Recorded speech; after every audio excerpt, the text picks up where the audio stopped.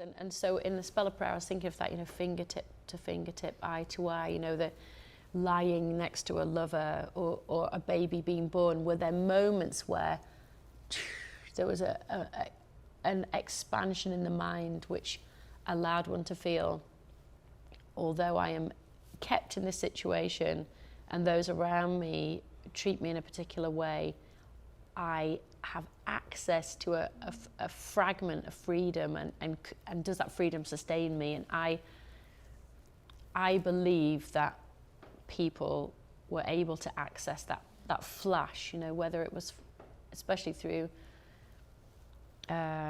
escape, moments of ecstatic escape, or moments of a sexual escape, or moments of pure joy amongst the brutality.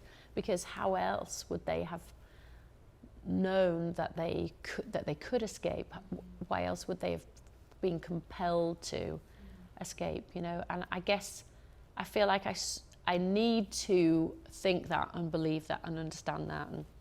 And I read the Viktor Frankl book, In Search of Meaning, which is the sort of seminal book on the Holocaust, and he talked about, he is a survivor of the Holocaust, and the way he writes about his experience of being in a concentration camp, he writes about the human moments, right? He writes about the joy of getting a smaller amount of food in the thin soup, or he writes about the time when someone stood on the table and sang opera, or the time when they looked out and saw a flower growing, and they looked up at the sky together. Like the human moments are the moments of resilience, and they're the moments that remind them and remind us that they are inherently free because they're people, no matter on the circumstances that are containing them.